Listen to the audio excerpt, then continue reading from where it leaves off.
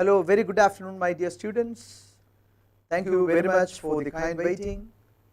We are starting the news analysis of the Hindu dated June 17.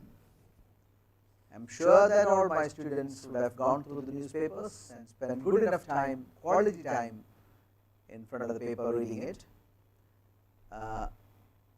All are requested to keep a diary of events. That is very important for all these exams. Those who have joined us today or in the previous days, this request goes to all of you.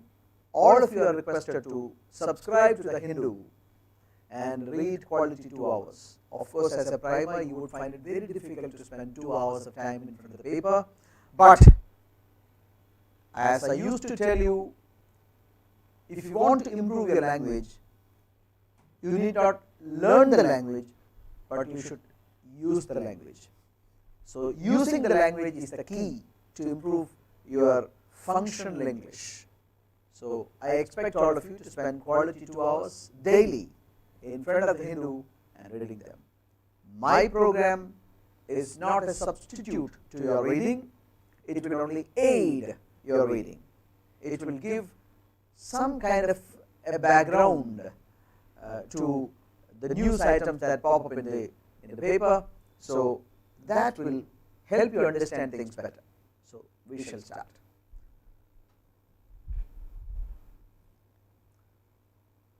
Delhi police move Supreme Court against bail to 3 students in riot case. Excess death in Tamil Nadu over 4 times official COVID tally.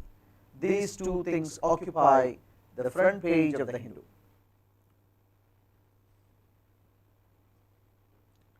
Delhi police moved Supreme Court against bail to 3 students in the riot case. The students have been in jail, JNU students have been in jail for the past 1 year. And we shall look into the matter. Delhi police move against 3 students in riot case. The Hindu editorial, the first editorial, terrorizing dissent, is also on the same thing. So, I have clubbed these 2 pieces together and we are discussing. These people were booked under the Unlawful Activities Prevention Act, the draconian means very tough, UAPA, in connection with the Delhi riots that broke out after protests against the Citizenship Amendment Act turned violent. In the year 2019, the government of India came out with CAA, Citizenship Amendment Act, and there were huge protests all across India against the implementation of CAA. A few states have declared that they would not implement CAA, but the government said it would go along with it, and the JNU, which is the hub of young think tanks in the world, started revolting against the CAA, and it turned violent. And then immediately the government, Delhi police, arrested 3 students and sent them to Tihar jail, where they had to spend almost a year.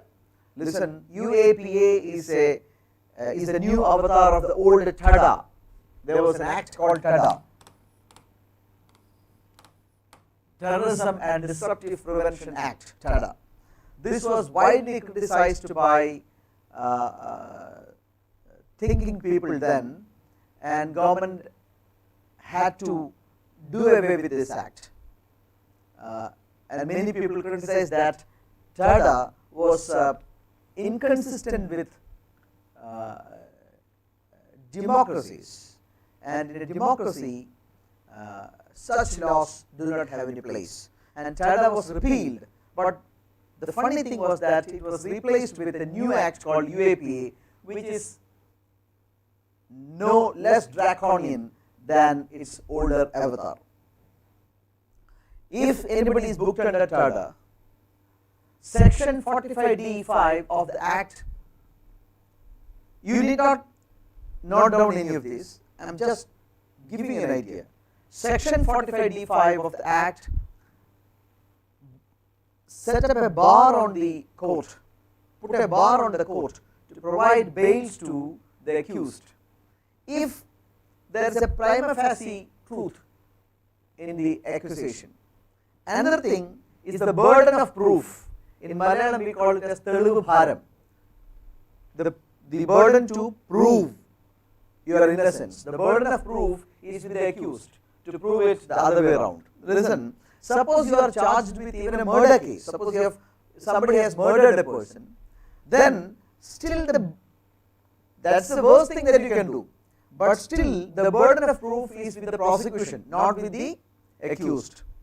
It is a duty of the police and the state to prove that he has done the crime. That is the case with most of the cases. Suppose somebody has stolen something, a robbery, a dacoity, a burglary, anything. It is the duty of the state to prove the crime, and the burden of proof is not with the accused. Accused does not have the burden of proof to prove his innocence. But in the case of Tada and in its new avatar UAPA, Tada is no longer there.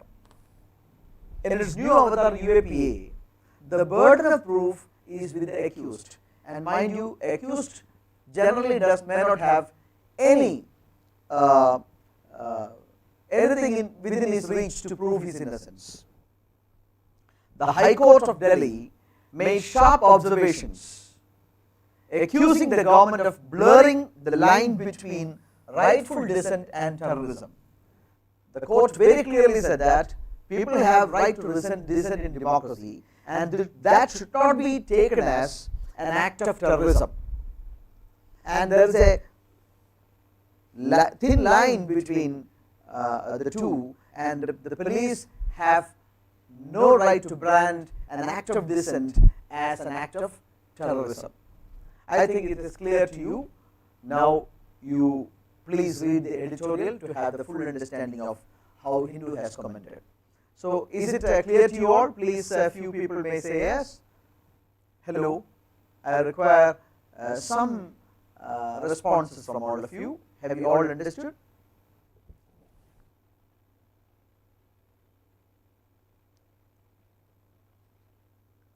I am awaiting responses from all of you.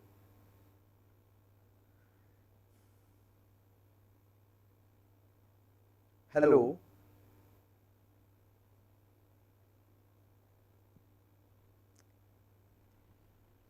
Echoes are there in the audio. Okay. At the moment I am helpless, my dear, but I shall definitely let my technical team know.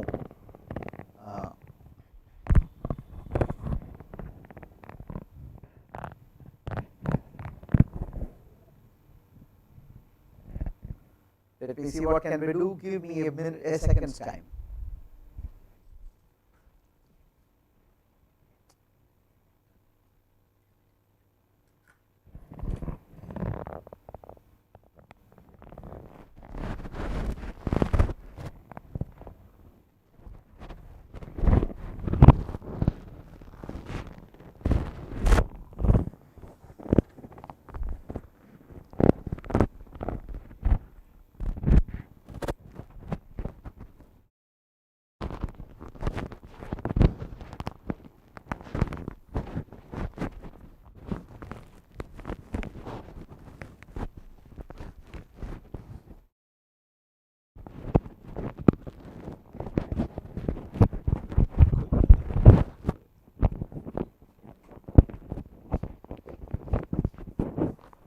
Echoing എന്ന് പറഞ്ഞിട്ടുള്ളൊരു company.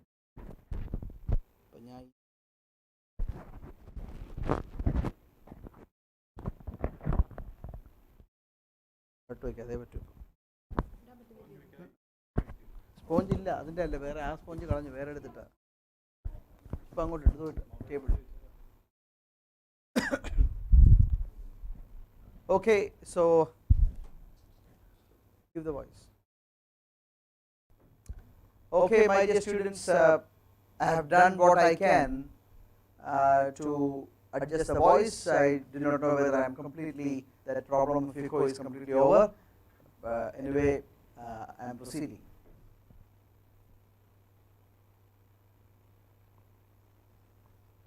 This is the second editorial, closure compensation.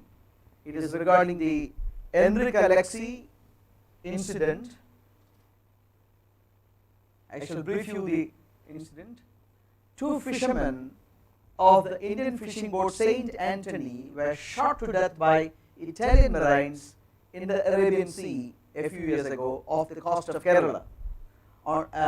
Italian marines on board Enrique Alexi.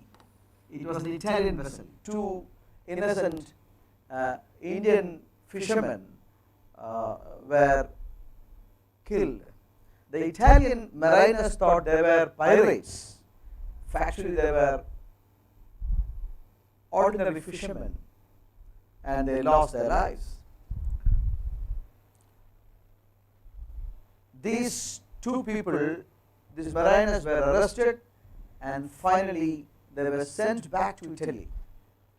The Permanent Court of Arbitration, a tribunal under the UN Convention of the Law of the Sea, the Permanent Court of Arbitration, a tribunal under the UN Convention on the Law of the Sea, had ruled that though India and Italy had concurrent jurisdiction to try the case, concurrent jurisdiction means these people can be tried by India and Italy, the mariners enjoyed immunity from Indian jurisdiction. This is what they said.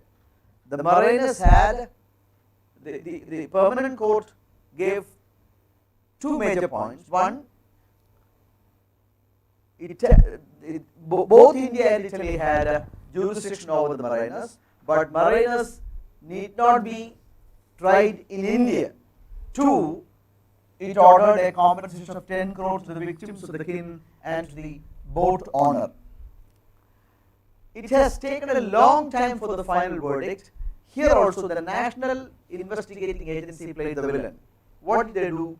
They invoked a few stringent laws, anti-piracy law, that provided for death penalty. When such a stringent law was invoked to try the Italian prisoners, immediately Italy responded, saying that they would not send the Italian mariners to India to be tried in Indian courts. And that actually delayed the case this far. So unnecessarily charging with draconian provisions of law may not stand the test of courts. That is what Enrique Alexi case has proven. India to launch deep ocean mission, very important from the perspective of your examination. The Union government approved deep ocean mission that involves developing a submersible vehicle that will allow crew to plunge 6,000 meters deep into the ocean and hunt the floor for precious metals. Once it is done, India will become one of the few select countries to have underwater mission at such depths. Expected cost of the mission is 4,077 crore. The first phase 2021-24, the sanctioned amount is 2823.4 crore. The Ministry of Health Sciences will be the nodal agency for the implementation. These are all very important. And there are 6 components of this particular mission. One, a manned submarine. This is what I have mentioned here, that will make investigation at the depth of around 6,000 meters underneath the sea. Developing ocean climate change advisory services, searching for deep sea flora and fauna including microbes, studying and preparing detailed engineering design for offshore ocean thermal energy conversion powered desalination plants, to explore and identify potential source of precious metals formed from the Earth's crust along the Indian Ocean, grooming experts in the field of ocean biology and engineering. These are the 6 components of the mission. From the perspective of a probation officer examination, these 5 components will be important. Please take note. Government to frame norms for drones to carry vaccines. ICMR, Indian Council of Medical Research, Why is ICMR in the news recently? It is headquartered in Delhi, and ICMR has invented Covaxin. ICMR has invited expression of interest (EOI) from drone operators to develop delivery model for using drones to deliver COVID vaccines in remote areas. So, to supply remote vaccines, COVID vaccines in remote areas, ICMR has invited expression of interest from drone operators. The Ministry of Civil Aviation recently has allowed 20 entities to conduct trials for long range or beyond visual lines of sight BVLOS drone flights. So, Ministry of Civil Aviation, which is the regulator for aviation in India, has allowed 20 entities to conduct trials for long range or beyond visual line of sight drone flights. ICMR has subsequently invited expression of interest from drone operators to develop delivery model for using drones to deliver COVID vaccines in remote areas. Okay. As these things develop, you may have to continuously follow this news. It is only an expression of interest stage. Soon, companies will respond to ICMR's proposal, and ICMR may finally pick a few companies for supplying. So, you should follow the news. Cabinet approval for OFB corporatization, very, very important. What is OFB? Ordnance Factory Board. Ordnance Factory Board, weapon manufacturing. Ordnance factory means weapons manufacturing. Corporatization, meaning they are going to make it a company, a corporate entity. The 41 factories under the OFB, Ordnance Factory Board, will be converted into 7 fully government-owned corporate entities on the lines of defense public sector units. So, these government departments will become corporate entities. Similar to BSNL. What is BSNL now? BSNL is no longer a part of the government, rather it is only a government-owned corporation, company. OFB was established in the British era in 1775. So, once this corporatization takes place, an organization that was established in the British era will become a thing of the past. To improve efficiency and accountability, that is what government plans by corporatizing OFB. India extends 100 million loan to Sri Lanka, again very important. India and Sri Lanka agreed for a 100 million loan from Exim Bank. What is Exim Bank? Export Import Bank. Exim Bank means Export Import Bank of India. Export Import Bank. It is a development bank similar to NABARD, SIDBI, NHB. Exim Bank is also a development bank.